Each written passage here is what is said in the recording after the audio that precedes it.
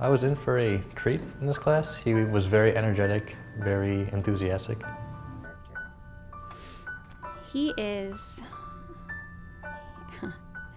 he's one of the most interesting people that I know. And even when we first met each other, you know, he tells the most interesting stories. And I've actually gone in and sat in on a couple of his lectures because it's just fun. Because he just becomes something else. Since I teach with him, I'm able to see him in the classroom, and he's dynamic both with his voice and with his body, so he's not afraid to jump on tables and walk on desks, for example.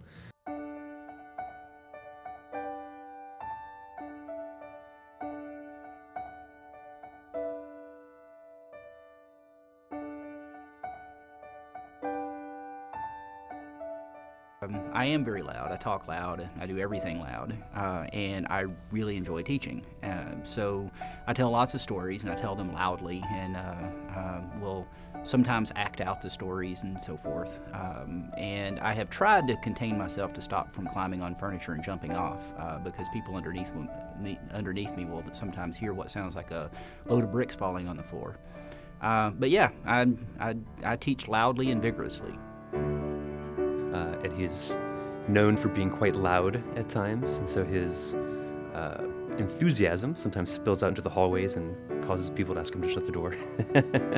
At first it could be a little intimidating, but you know, you respect it after a while. You're like, all right, he really enjoys this topic. He cares about it. He wants us to know about it. So I appreciate it.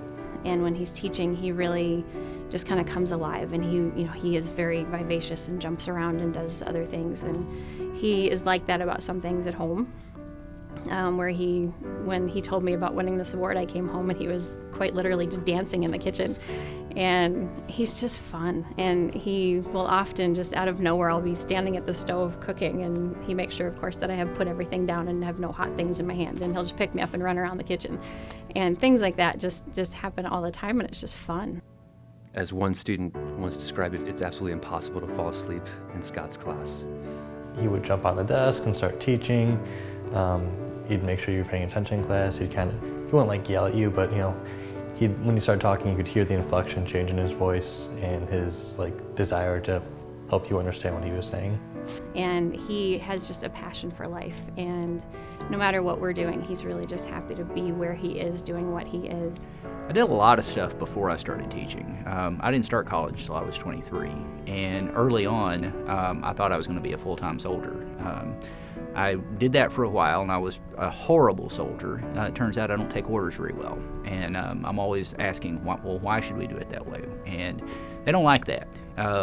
And so I thought when I was young that was what I wanted to do.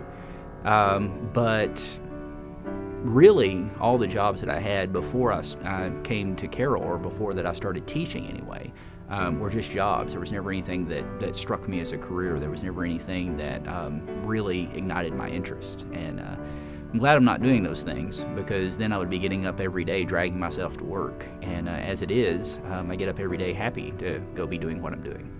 Because he goes the extra mile to make sure students learn, to make sure the student is involved in class.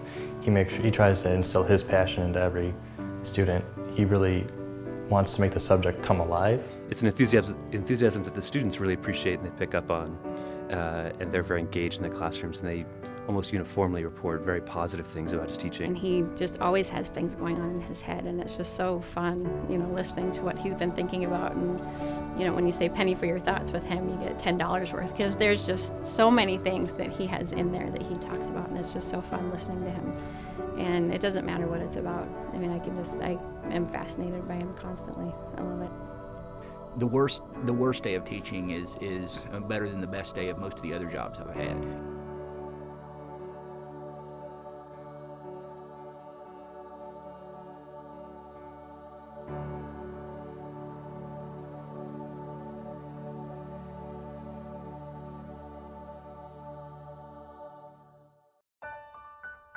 Congratulations, Scott.